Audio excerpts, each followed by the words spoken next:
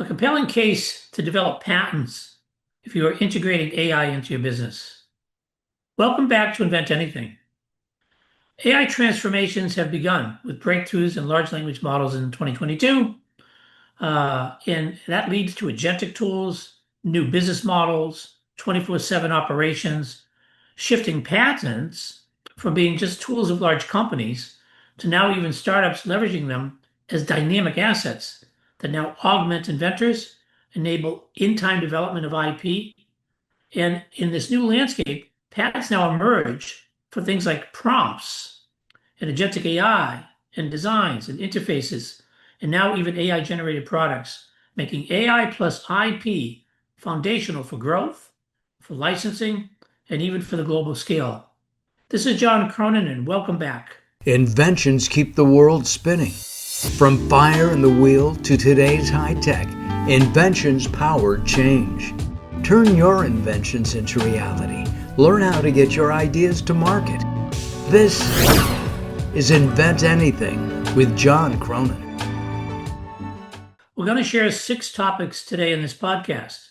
The first topic is to talk generically about what's happening generically in business today regarding AI. And I know you probably know a lot about this, but if you haven't, and I found, believe it or not, there's a lot of people that still don't know, we can give you some insights about what's really going on, because that's the basis of this podcast about, since AI is, happening in business, what do you do with IP? In the second topic, we're going to talk about the types of businesses that normally use patents, and this was before AI. Between these 2 topics, it now builds the case for the third topic. And the third topic is, what unique things can patents do in your AI-assisted business? And you'll find that there's a lot, and it's growing. In topic number 4, we'll talk about how patents actually get created in AI-based businesses. We've been working for companies in the last 6 months, and it's been surprising us how IP is being developed in the companies, some places in an automated way. In topic number 5, we're going to move to the types of patents that are available in AI-assisted businesses, and they're different than the types of patents that were available before. I would say that all the types of patents that were available before, like a method or a system or a composition, they're still there.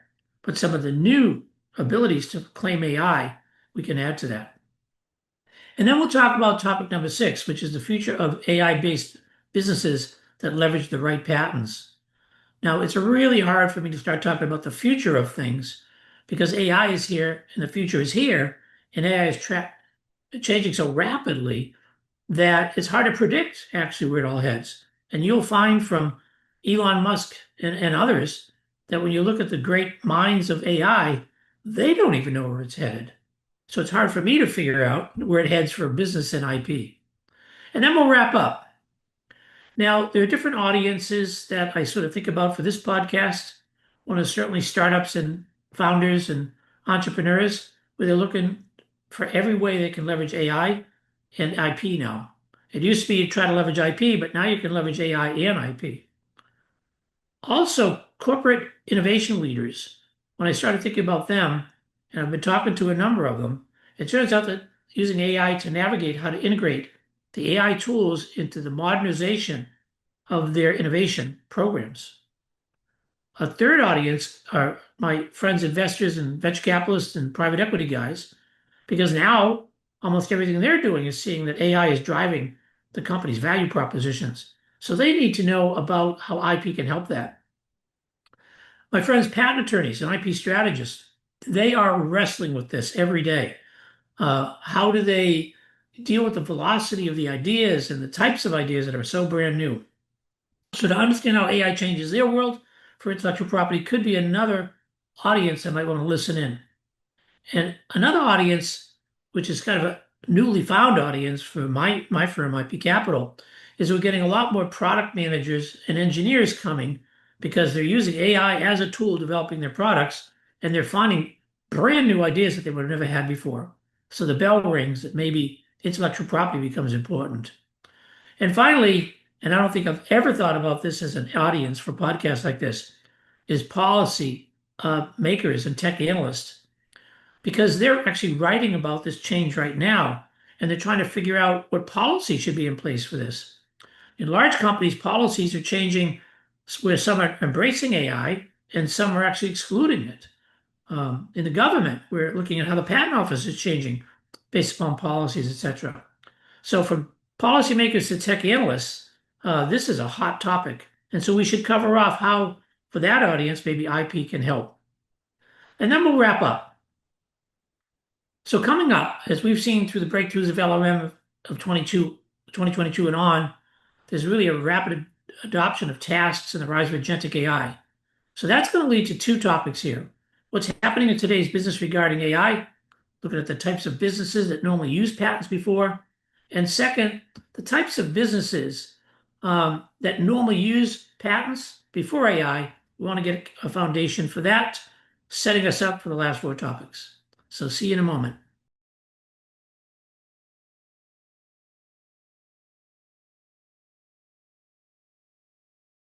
So let's jump into it. Let's talk about topic number one. What's happening today in business regarding AI? And again, for those people keeping up with this, some of it will be old hat, but I haven't talked to business owners where the story's consistent with anybody about what they're doing for AI in their business. Everyone's doing lots of different things, not just one thing. So the first thing is kind of thinking about LLMs, large language models in 2022, and tools like ChatGPT and Claude entered the scene. This enables businesses to explore AI for knowledge at scale. You can do pretty much anything in your business by just writing English prompts into these chat engines and getting great responses out. So a lot of people, for instance, are just taking notes from their Zoom or Teams meetings, and they're really getting a transcript and making a report out of it with listing their top 10 things to do. And other things that people are just doing is they're handing in a spreadsheet and asking it to analyze the spreadsheet for sensitivity analysis or for, where they're losing money. And another area might give it a PDF to read for you and have it summarize it in 2 paragraphs. So that's what's happening right now. That's just some examples. Another thing that's happening is that there's this rapid adoption for routine tasks. So once you get past this initial stuff, you start to recognize, hey, why don't I just use a chat engine to do this? I just had a meeting with my wealth manager over the phone, and we had a transcript of it. And I had a bunch of questions, and I said, send me the transcript. And this weekend, I'm going to write some prompts to ask the transcript, some questions I have about financial things I'm doing. That just came up. A third thing that is happening is that there's a replacement of entry-level work now. A lot of people look at these large language models as interns, and I have found that the same in my practice. So basically, with a chat LLM, you could basically have it do a lot of tasks that you might have hired lower level entry people to do. I won't talk about the politics of this or the long terms of all this, but it's just a fact that people are starting to reduce their organizations. They're called frontier organizations, where agentic AI agents are taking over some of those more entry-level tasks. A fourth thing that's happening is there's an awakening by entrepreneurs. You can get on, spend some time on, YouTube podcasts and just start looking at what people are doing to start businesses. I mean, what we're seeing is, for instance, a recent large language model was written where it's inside of Excel, and you can use it to build Excel tools. So the person that started the company is saying there's hundreds of businesses that could be started by using this new AI. So there's a huge amount of opportunities for starting your own business. Never before.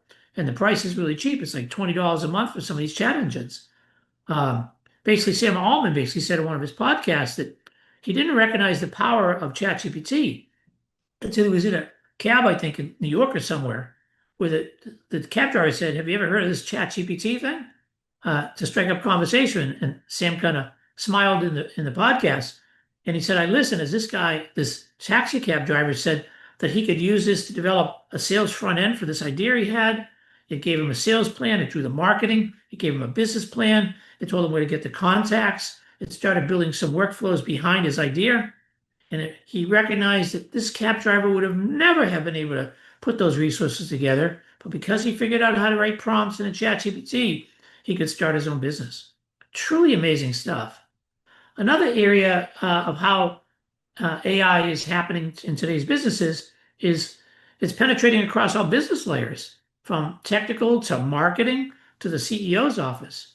So there's some real productivity gains across We've never seen a technology, usually you'd say it focused on the financial part of the business or focused on the marketing side or focused on the product side. This magic tool is focusing itself across the business lines. Another thing is that the rise of this agentic AI, meaning you have your AI programs and then you can create an agent that calls in some of those programs to do certain things. That means it can run autonomously. And as predicted and happened 2 days ago, ChatGPT now has an agent system. So now literally you can create agents.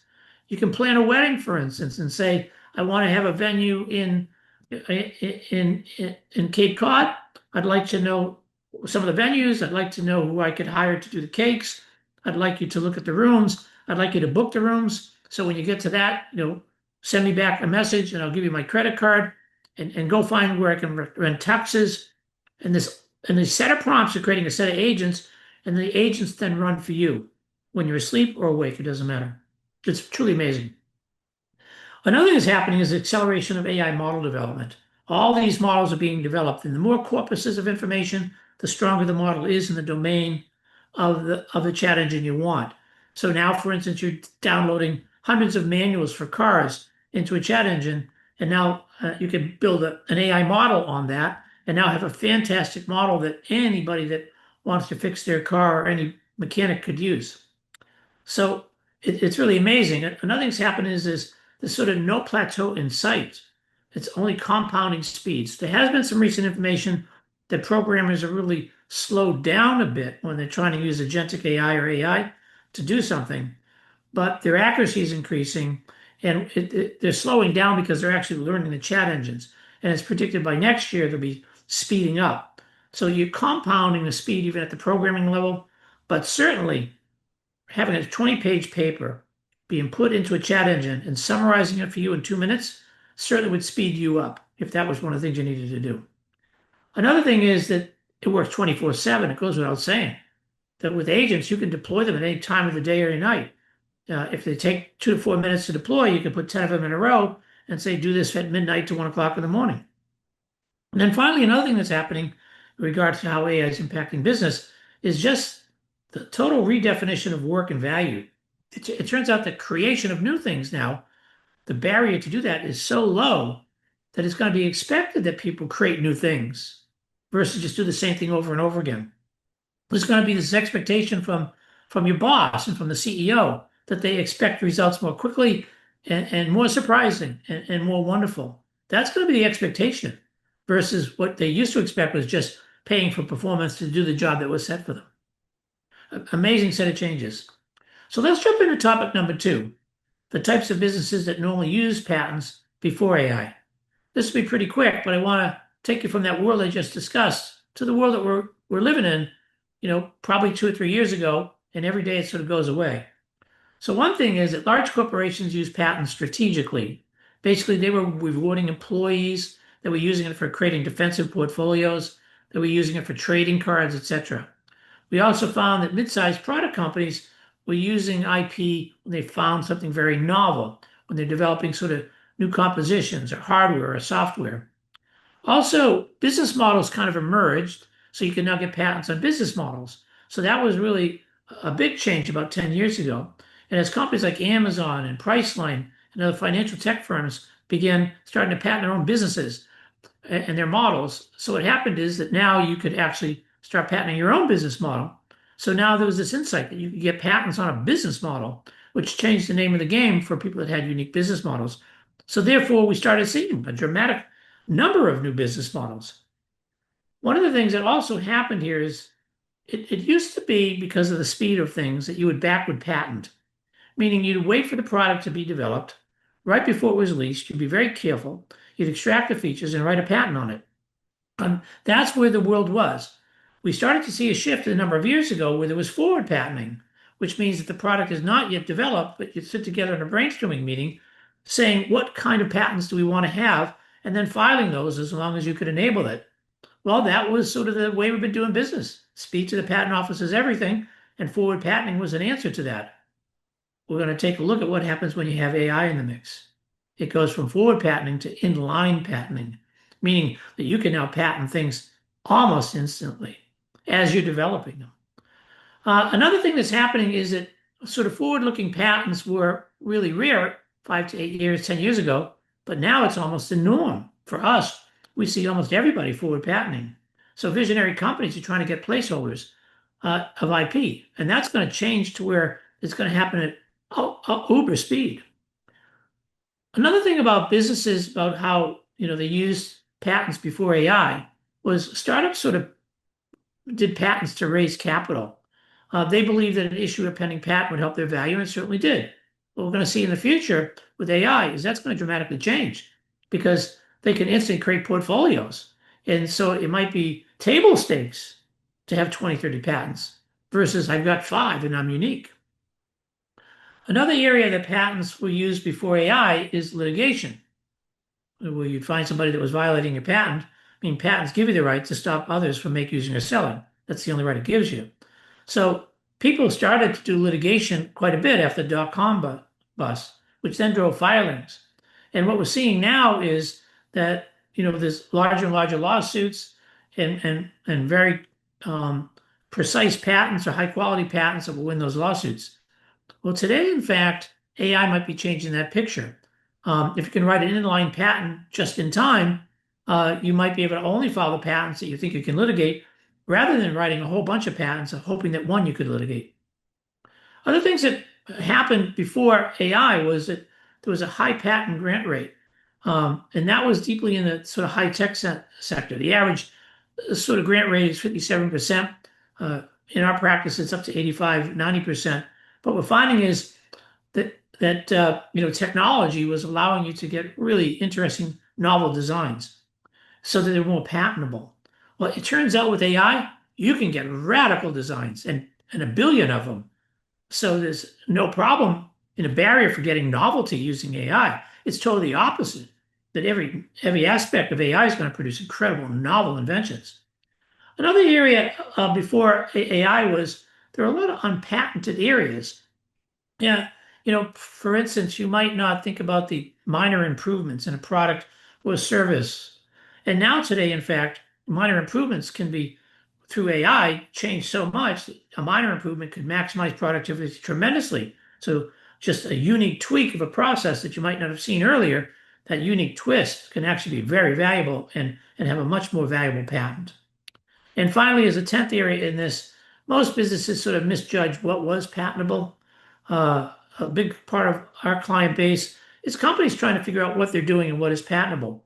Well, we're finding out that they're assuming that their ideas were too obvious. They were assuming that their ideas were sort of unoriginal. With AI, the ability to create original ideas with a person is using it is just tremendous. So if you come up with a crazy idea, you can just throw it into the chat engine and ask it information about it and have it work with you to refine it so it's operable. That was never the case. You could never spend the time doing that because it would take you days and hours to find the experts to talk with. But now at $20 an hour, you have an expert. So it's kind of interesting. So we're going to move on to the next topics. We're going to understand how AI is really shaping the whole invention space to begin with. We'll explore what unique things patents can do in your AI-assisted business, including in-time inventing, and why AI turns patents into living assets. And then we'll move on to examine how patents get created in the AI business space, from prompt engineering to becoming inventive. That is, the prompts are answering in a more inventive way, workflow debugging, revealing IP opportunities, and literally how, by loading in your own corpus of information into the AI agents, you can get high novelty that's very specific to your domain. So stay tuned to talk about these topics.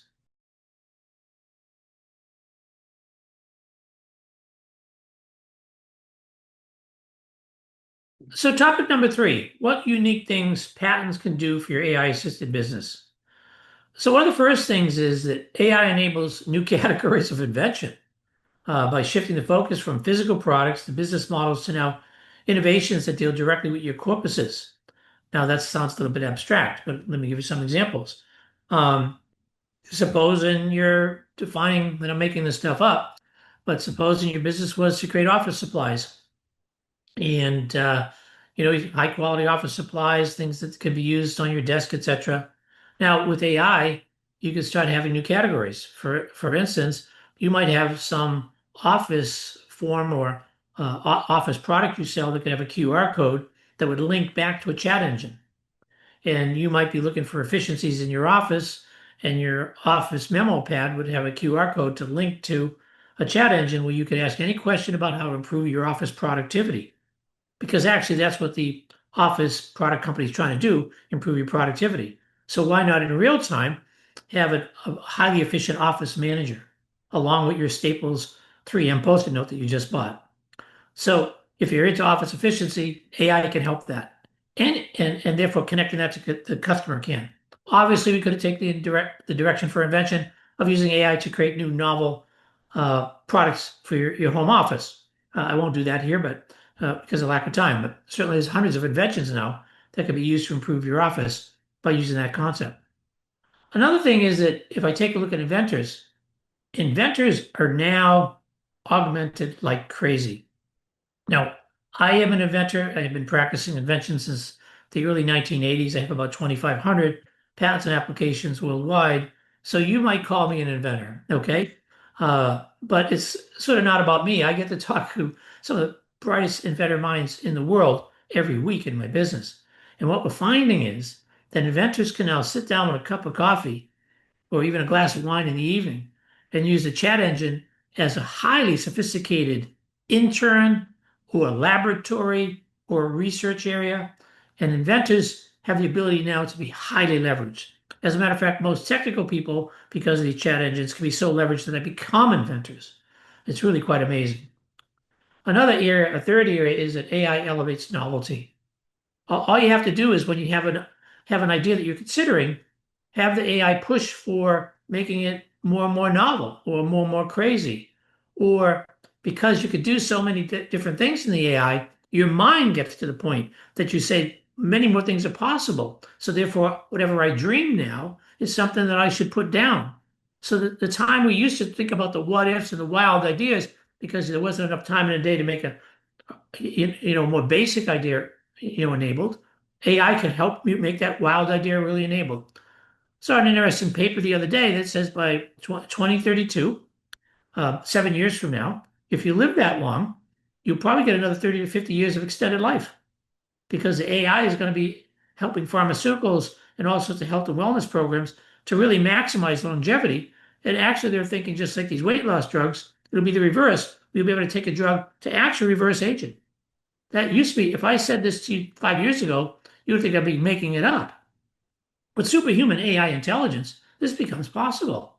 So look at the number of inventors that can pop up out of nowhere on any kind of subject with superintelligence.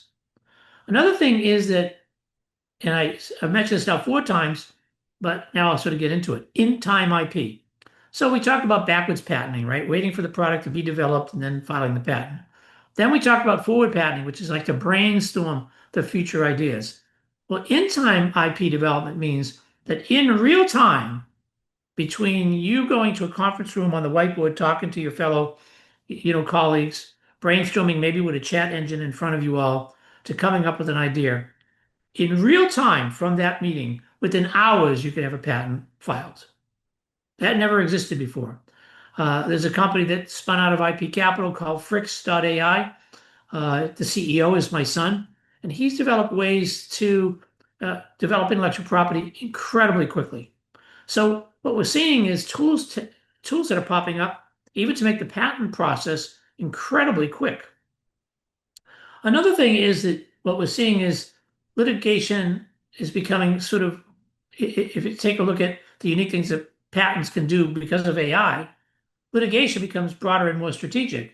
So you can have AI generated and helped IP, which it's written in such a way that you could do continuations in many more directions. You can have the AI help you look at a product and look at your patent claim, see the overlap, and then be guided as how to expand the patent to overlap even more. So there's all sorts of strategies evolving now. We develop a much more robust IP filing so that later on you have many continuations in part that strategically can be used for litigation. Now, every patent attorney and anybody who's ever done this would say, well, John, that's known. That's what we do that all the time. Yes, true, but what's not known And what you're finding out is with AI, you can actually write the patent thinking about that by forecasting the product of the competitor that you think they're going to have. So you play in this virtual world of what ifs, put it in the patent spec. So if it happens, then what you happen is write a continuation directly on task for litigation. Another area is that we may see soaring grant rates. This is half of these things I'm talking about become philosophical discussions with my friends. But let's just say that you now have AI help you generate a lot of patents. You're going to ask the AI to look at the prior art and to help you make sure that your claims are going to be novel. So AI is going to help you do a better job of that.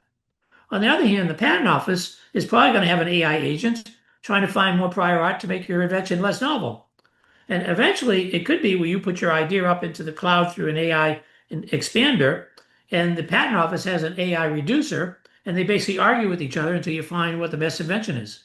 Pretty crazy stuff. Another thing that AI helps is inventions become exponential. In other words, the number of inventions and the types of inventions grow so quickly, in fact, that we probably won't be able to keep up with them. Every time you hear about AI doing something in a new startup, the hundreds of companies being developed, take any one of those companies, that's a new hundred of ideas. And so this is going to be an exponential growth. It turns out if you look at the history of patents over, say, 150, 200 years, 200 years maybe going too far back because there's a handful of patents, but even over the last 100 years, there's a cycle of every 55 or so years where the number of patents go up and then the cycle slows down. Those cycles, those peaks have been linked to major wars. It turns out that when there's a war, a lot of money in the government is used to spend a lot of time innovating to get better weapons than the other side. I will bet you when we look back at this part in history that this 55-year cycle is going to go totally away because what we're going to see is that innovation is going to rise really crazy. And there has been a compounding sort of growth rate anyway in patents, but I think we're going to see more. Another thing that's happening is sort of a ninth area to talk about is that the concept of obviousness is going to evolve. Now, once again, it's philosophical between colleagues in the patent world, I guess. There is a definition of obvious that the patent office uses, which is not your layman's view of obviousness. And so obvious has to be, it would be expected of someone of ordinary skill in the art.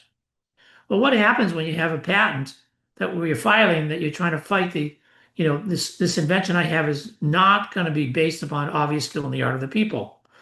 Well, what happens if you have an AI that can create all sorts of ideas instantly, highly novel, and you use that? How could those improved ideas be expected of someone that's having ordinary skill in the art? The idea of ordinary skill in the art goes away because anybody ordinary is going to be amplified by using their chat engines to be super intelligent. And once again, every one of these topics could be a podcast and might be discussed philosophically and making new law in the future. And finally, one thing that happens is, and I also touched upon this earlier, AI can turn patents into living assets.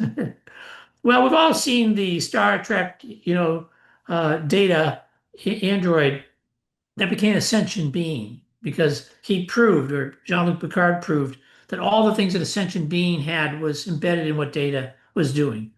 And so it became a sentient being. Well, patents are an idea, and the idea is embodied in a claim. And those claims actually become something as an asset. Okay, it's an intellectual property asset versus a physical asset, like a deed to a house. So how do you make it alive? Well, with AI, you can have the AI looking at the patent, and the AI can look at the claims of the patent, and every day it can go out and scour the new products being announced to see if some product that was announced overlaps the patent claim. So now the AI, based upon this asset, comes alive and tells somebody that you're being violated, Mr. Patent that I'm searching for. But then there could be an AI that takes that and creates a litigation from it. You might be able to fund a patent as a living asset. This is not a wild idea when you kind of consider that Elon Musk's and a number of us have talked about this idea that the autonomous vehicle can actually be a sort of asset as a business model. 10 of us get together, we buy a Tesla, and once it releases out of the lot, because of another piece of software that we'll take a subscription to, people want to ride. They call up our Tesla Our Tesla arrives, they jump in, they go to the ride, they get dropped off. There's some fee exchange. That fee goes to my 10 buddies, plus probably 30% to Elon Musk. In other words, every single car is going to roam around or just sit in place until somebody needs it. It comes alive, goes services you, and then parks somewhere else. And it becomes a business model. So a car becomes a business model? Yeah. So a patent becomes a living asset? Absolutely. Well, let's go to topic number 4. Now, these are getting kind of more fun actually as we're going on. Um, but how patents get created in an AI business? Let's cover that topic off. I have a front row seat to this. I do it every day. I've been doing this for about 40, 45 years or so. I've watched all sorts of changes come. This change is nothing more than unbelievable. So let's take a look at prompt engineering and how it becomes inventive. I think in previous podcasts I've covered off that when ChatGPT first started, I wrote a paper or two where I tested ChatGPT on whether it was creative or not. And according to the tools that I've used, where I look at the style and level of creativity for inventors, I found out that ChatGPT wasn't creative. So I wrote a paper and published it. Uh, within within 3 or 4 weeks, I got an email back from OpenAI that asked me to come back to OpenAI because we're now creative. How would I have known that? Because it must have read my paper, I think. Who knows? So then I used the same test on ChatGPT, and it turned out that the prompts had now started to yield back more novel inventions. I had sort of instructed in my paper ways to do that, how to create some rules and some models. So it was more creative. Well, now we think about prompt engineering, right?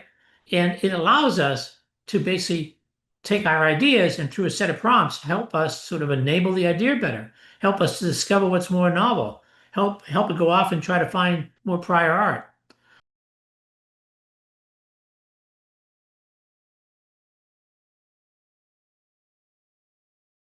I'm going to now talk about topic number 5, the types of patents available in AI-assisted businesses.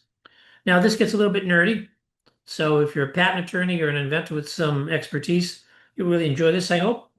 If it's your first time, thinking about patents, it's very likely that it might be, a high level of training really quickly, but I'll do it so that you can follow it.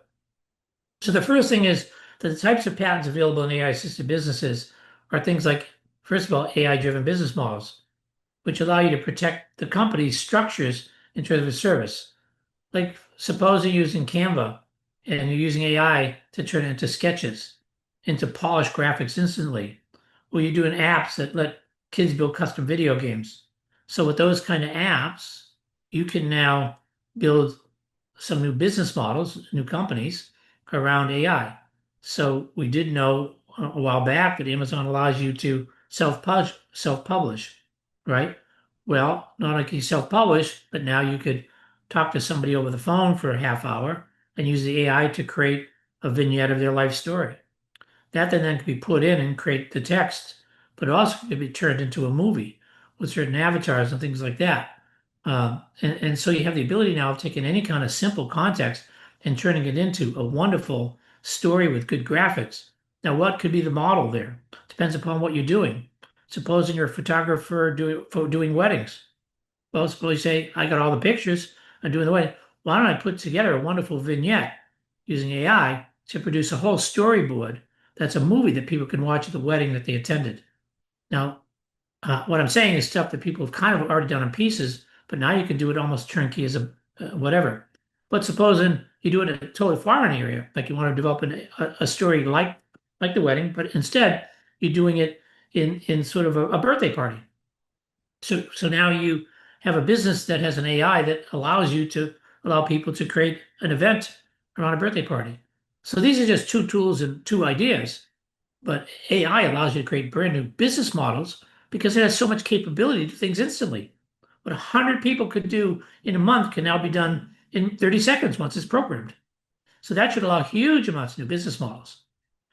Another thing is sort of think about, there used to be and still is patents where you can claim things functionally. So that is a test and passing of the test. So like the old diaper commercials where you pour the blue liquid on the absorbent diaper, well, there was a patent around that basically, if you took a 1 square by 1 square by 1 inch thick absorbent material and poured a liter of water over it, in 20 seconds, it would absorb 95% of the water. That would be called a functional claim. So it doesn't matter how you met how you make the superabsorbent, you just functionally have been the first to do it.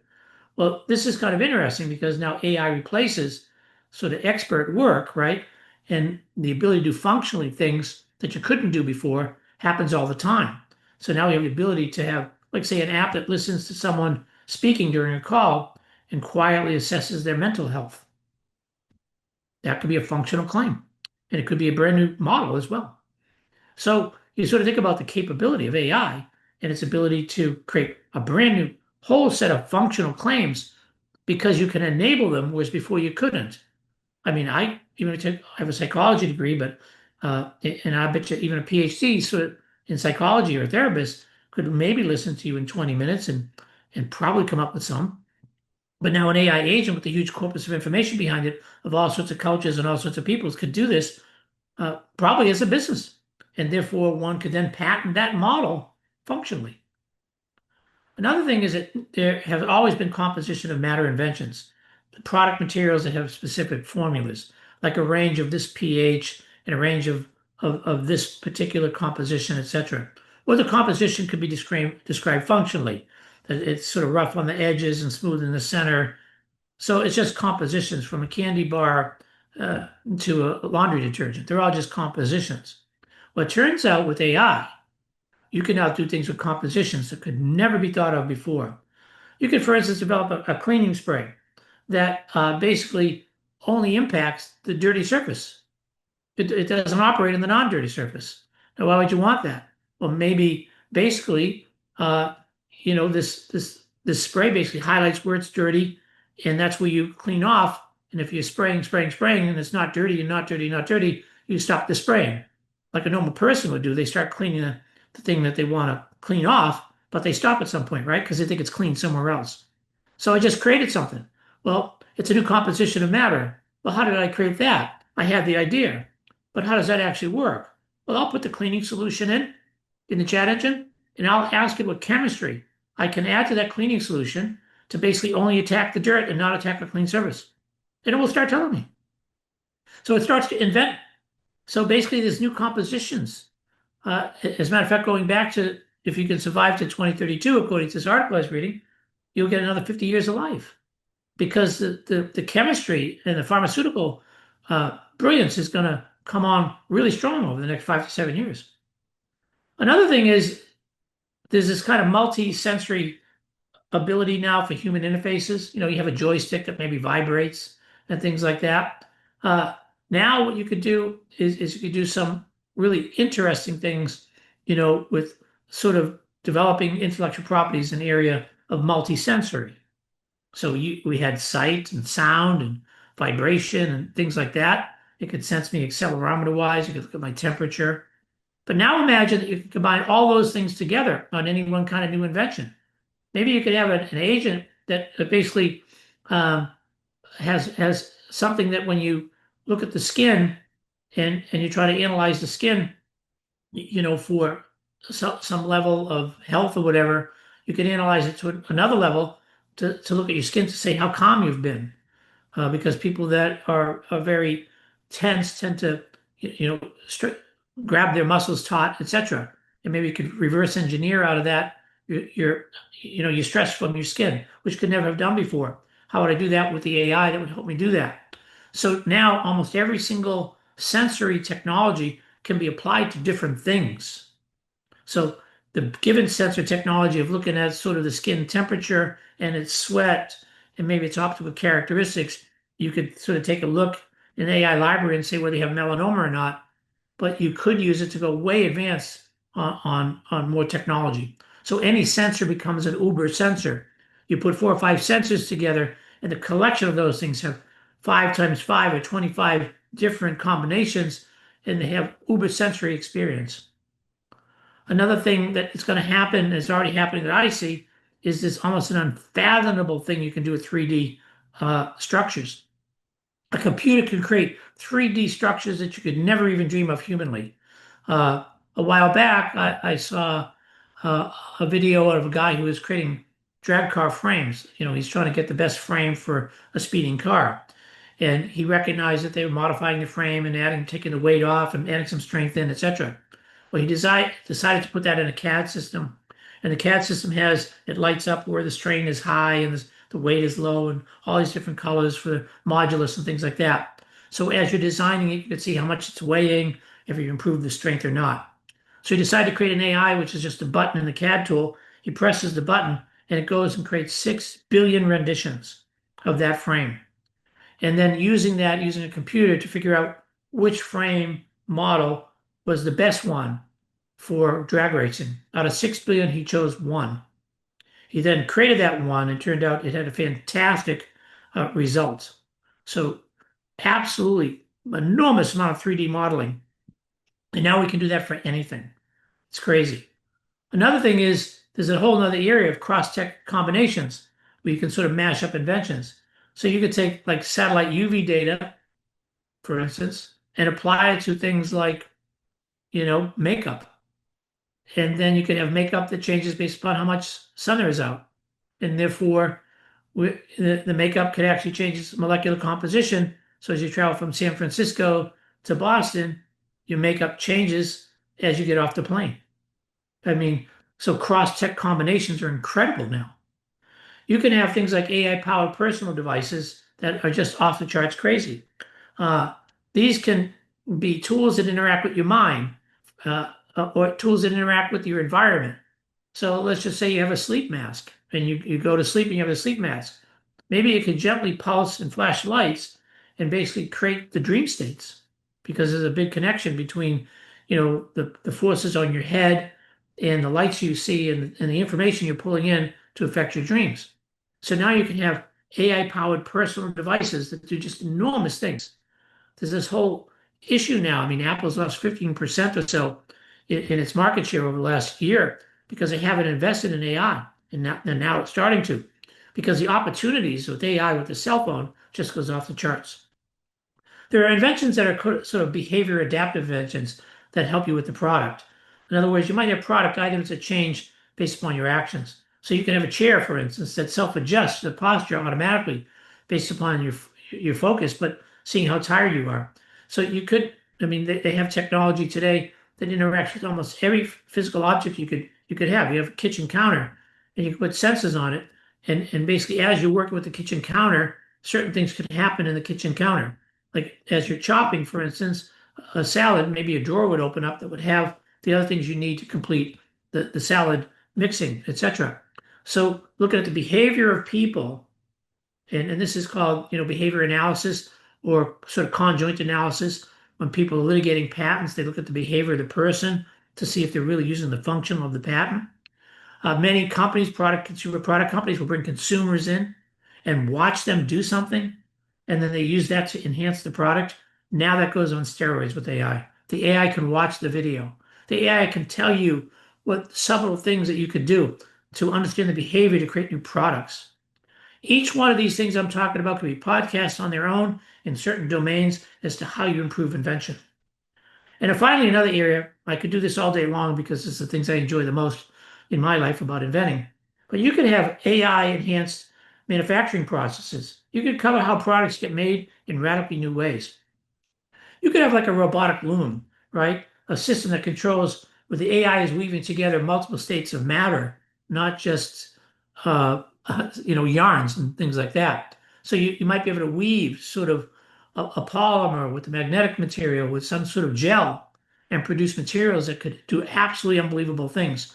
So the Jacquard loom in the 1600s, which was the foundation for computer technology, now becomes this concept of making a loom that could be creating any kind of material surface you can imagine. And that's just one invention that we're improving the manufacturing process of.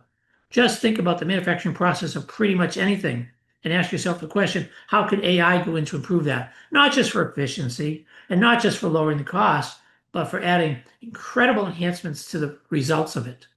All available today. These are just 10 out of the hundreds of things that I could talk about regarding how AI assisted for intellectual property. But we don't have an infinite amount of time, so I'm going to go into topic number 6, which is the future of AI businesses. that leverage the right patents, specific about patents. Once again, as I mentioned earlier in the podcast, that even the experts can't tell you where this is headed.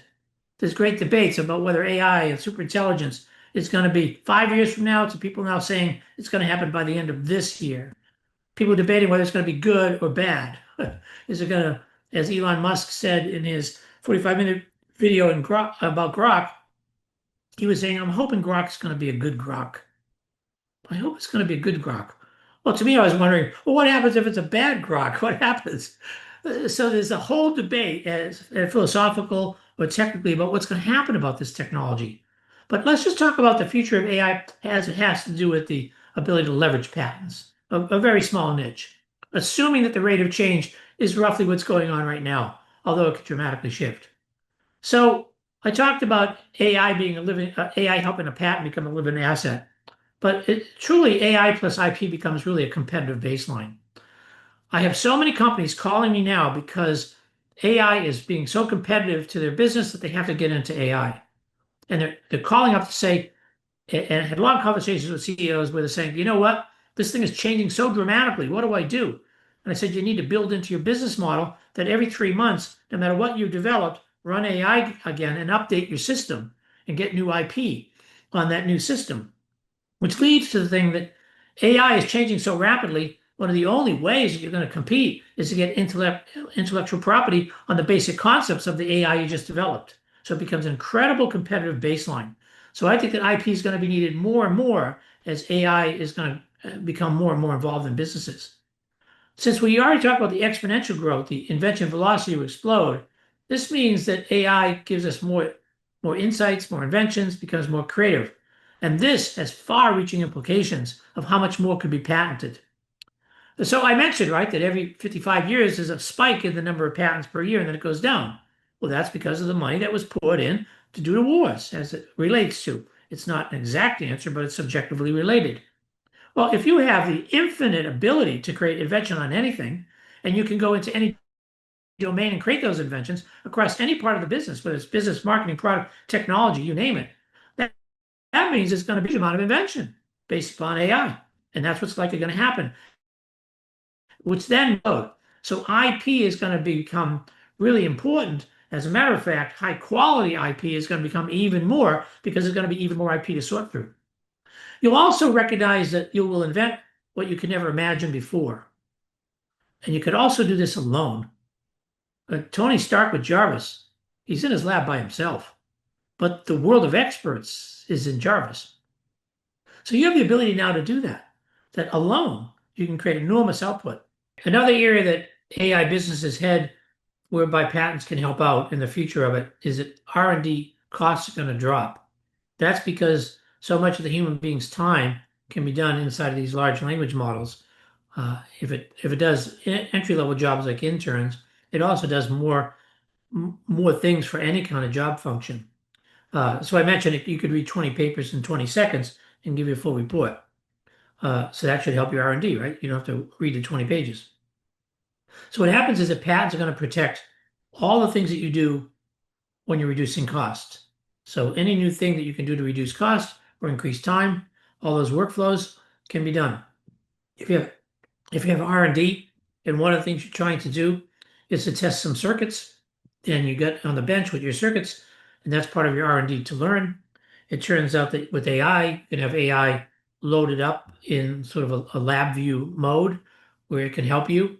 And therefore, not only is it going to speed up your time, it might give you some brand new tests to run that you wouldn't have thought of. And maybe some of those tests actually be patented. So it's not only going to reduce the R&D time, but along the way, there'll be more inventions to actually be patented.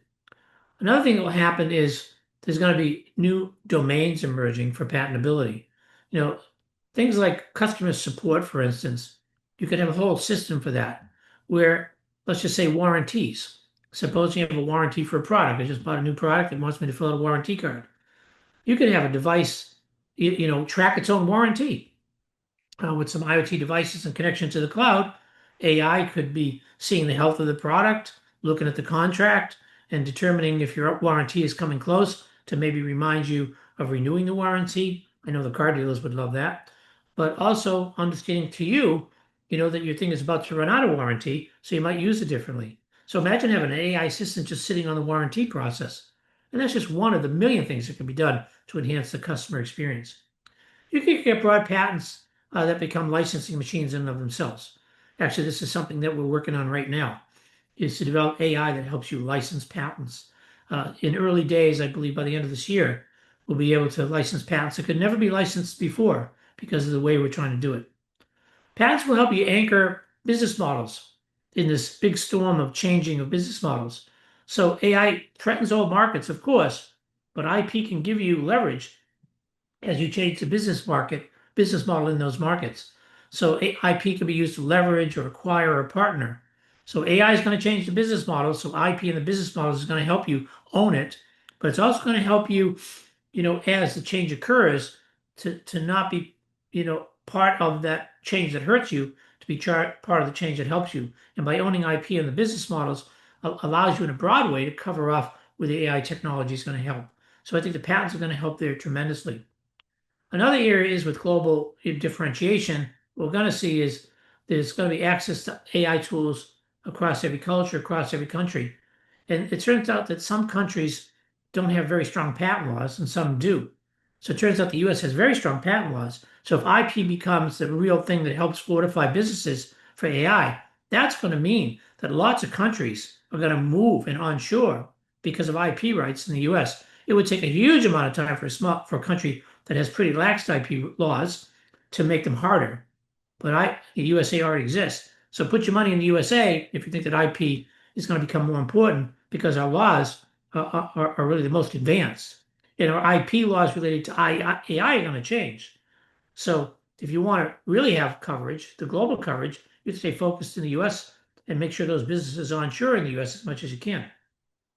Another thing is about exit valuations. I think will change forever. Usually, the exit valuation would be that you have your income approach, and many times 3 or 4 multiples of your revenues is what you'd get when you sold your business, 10 or 15% EBITDA, 10 or 15x EBITDA. But then all of a sudden you would get a multiple for your IP. So if you had 10, 15, 20 patents, you could see multiples of 15x, 20x, 30x in an M&A. AI is going to change that because it means that almost any company going for an M&A should at least get 15 to 20 patents pretty quickly. So all of a sudden, every company is going to have 20, 30 patents.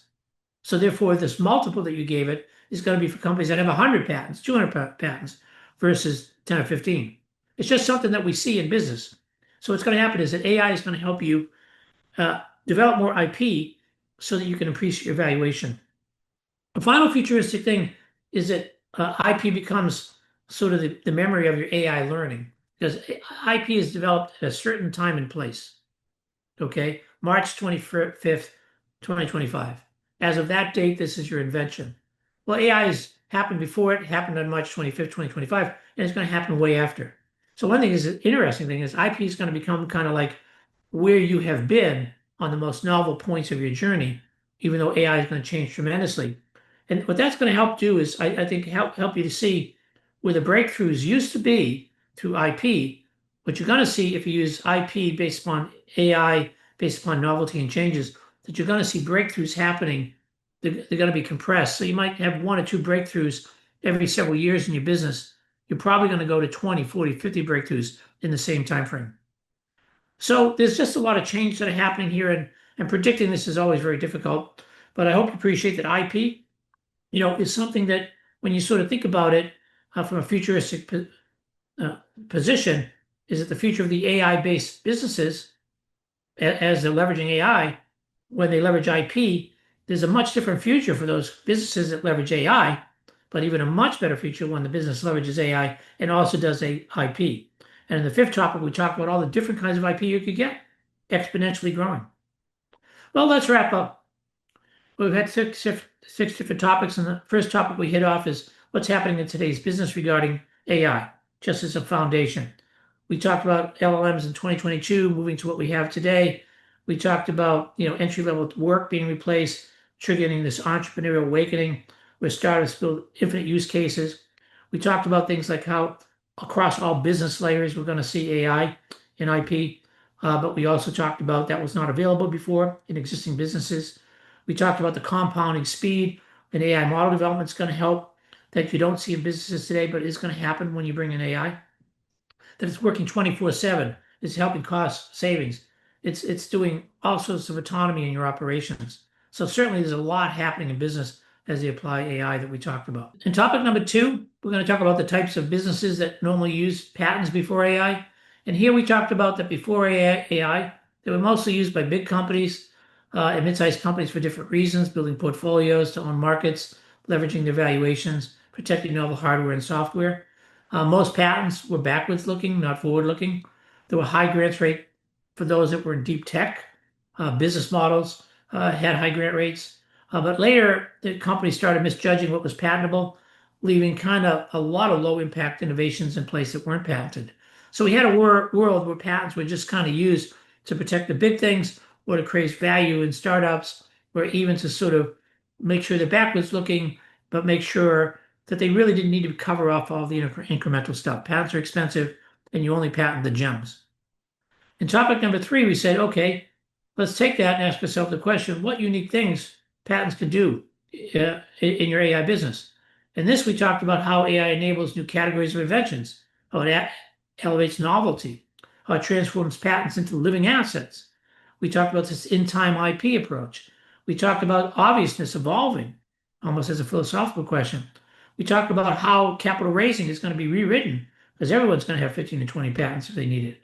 We talk about how AI just doesn't help create more IP, it creates more original, strategic, and fundamental IP. The grant rates will probably go up as long as the patent office doesn't write an AI to slow the grant rate down. In topic number four, we move to how patents get created in an AI business. And here we talk about how prompt engineering becomes part of the process. We said, why not for everything you're working on, add a little prompt and tell me what's novel? Have an AI expert sitting there on everything you do. We talk about corpuses and how you can add a lot of information. The fourth topic, we talk about how patents get created in an AI business. And what we learned from AI businesses is that prompt engineering becomes part of your everyday process. Therefore, prompt engineering, adding a simple prompt telling what's novel about what I just did, it means that you have a Jiminy Cricket on your shoulder telling you how great you are and how novel it is. You might have corpuses of particular types of information that when you load into the AI gives you a huge advantage into creating new technology, new patents. We talked about workflow debugging and how working in the workflow, getting into the details of things, you could find incredible incremental improvements. We even talked about interfaces built for speed for the inventor. We talked about creative AI tools. Even how AI is going to help the triage of what your IP is going to be, whether you patent and trade secret or go for enabled publications. So the AI is going to help us decide that, even more importantly. In topic number five, we move to the types of patents available. A little bit esoteric, I know, but we covered off a number of things like business model patents and how that will change. Canva and on-the-fly design systems that give you graphics to create new business models. Well, you can create new business models really quickly and they can be enabled. We talked about functional inventions like new types of functionality, like the AI can listen to a call and give you a mental assessment of that, but that wouldn't be even humanly possible prior to AI. We talked about AI compositions, how there's going to be incredible compositions that could never be made before, like a cleaning spray that only cleans the dirty part and then tells you ahead of time what's dirty or not. We talked about behavior adaptive products and multi-sensory interfaces and the unfathomable 3D figures that you're going to be able to see. And so even the multi-sensory issues, say you have 5 senses times 5, you get 25 new combinations, and it does all sorts of interesting enhancements of invention. And so even AI-generated manufacturing processes will help you define incredible insights as to how to improve and what is patentable in the future in manufacturing. So expect to see almost an infinite amount of inventions across every domain of the business market, product, technology, even down in manufacturing, even in the everyday things. There's going to be an explosion of inventions there. Wow, that's really amazing. So in topic number five, we talked about the types of patents available in AI-assisted businesses. So we broke down things like AI-driven business models, like we talked about Canva. We talked about functional inventions like a mental health assessment by listening to your voice, a whole bunch of new functional inventions. We talked about new composition inventions that are possible now with AI, having a spray bottle that only cleans the dirty parts. We talked about behavior adaptive products and immersive multi-sensor interfaces, and even the unfathomable 3D structures we're going to have. We even talked about things like AI fueling invention across the physical digital layers, getting real-time feedback. And finally, we mentioned AI generating manufacturing processes and giving us incredible, speed and lower costs in very novel ways. So in topic number 6, we talked about the future of AI businesses that leverage the right patents. We talked about how it's going to be a competitive baseline like never before because AI is going to keep you in the game and owning the patents. As the world is changing, it's going to be one of the only things that's going to help you be competitive in the future because the velocity change is so high. We talked about the velocity going up. We talked about things like you invent things you could never imagine. We talked about invention that has to do with the future of reducing R&D costs and the output rises. We talked about new patentable domains, things like managing warranties, for instance, in the customer. We talked about how broad patents can actually become licensing machines, and even how patents will anchor business models so that now there'll be new technology to help you license and leverage IP. We talked about things like exit valuations going higher, in that people that would have 4 or 5 patents to raise their valuation, companies that don't, now every company could have 10, 15, 20, 30 patents. And finally, we talked about how, there's going to become, patents will be sort of the memory of your company. And you used to have 1 or 2 breakthroughs per every 2 to 5 years. You might now have breakthroughs, maybe 10 or 15 or 20 of them in 5 years. So it's been a whole great subject area to talk about, is how AI is going to improve the competition in your business in the future. And so we hope you liked what we talk about here. And if you like, please subscribe and come join us on our blog, Invent Anything. This is John Cronin. Thank you very much.